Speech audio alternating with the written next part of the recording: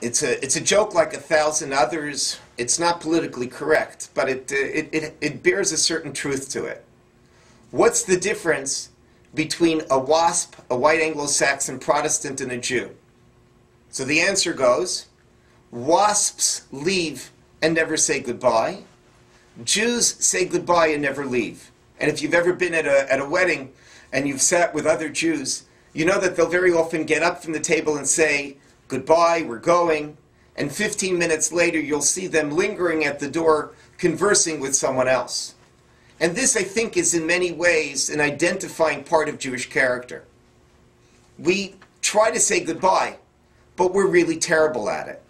And actually, it's part of our culture so much so that the final holiday in the holiday schedule, Shmini Atzeret, is actually based on this concept.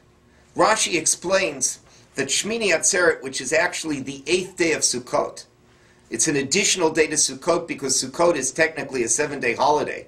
Shmini Atzeret represents the idea that it's difficult for us to say goodbye to God.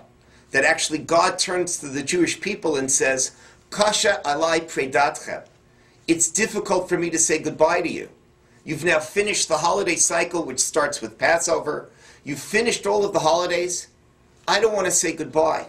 Please stay another day. And Shmini Atzeret represents the idea that it's difficult for Jews to say goodbye. We just don't say goodbye. And that's part of our character. So much so that sometimes it's difficult for people to understand us. Like the way that we've never said goodbye to Israel. Israel is our ancestral homeland. It's a place that we always strive to return to. And in 1948, we managed to come back. But there are critics who say, we don't understand, why do you keep coming back there? Why is it so difficult for you to say goodbye? Why can't you just leave? Tony Judt, a Jewish critic of the State of Israel, called it an anachronism. In a multicultural world, why do you need your own state? And then, of course, Helen Thomas, the venerable Washington reporter, famously said last May in an interview, when asked if she had any comments on Israel, she said, tell them to get the hell out of Palestine. And Thomas reminded her interviewer that the Jews should go home. Where? To Poland, to Germany, America, and everywhere else. The fact that the Jews can't say goodbye is a bit disturbing to others. Why is it that you hang on? But we hang on because we believe that if you love something, you really should never let go. And indeed, the Jewish relationship with its Torah, with its spiritual heritage, the Jewish relationship with the State of Israel, is a love affair. Rabbi Soloveitchik, in his famous essay on Zionism in the State of Israel, uses the phrase from the Bible, Kol Dodi Dofek, the voice of my beloved knocks, as his metaphor for the Jewish relationship with Israel. We're in love, which is why, going back for thousands of years, when Jews would enter the land of Israel, they would kiss the stones. Why do you kiss the stones? What are stones? Well, stones are more than stones if you're in love with something. And when you're in love with something, you can't say goodbye. That is, in many ways, a signal part of the Jewish character. We don't say goodbye. And in fact, on Shmini Atzeret, there's one other ritual that we do that represents the inability to say goodbye. We say a prayer called Yizkor. Yizkor is a prayer that expresses the fact that we don't say goodbye to those who have passed on. It's a prayer that says we will remember them. We ask God to remember them. We remember their souls. We remember their characters. We remember their legacies. At Yizkor, we also say we can't say goodbye.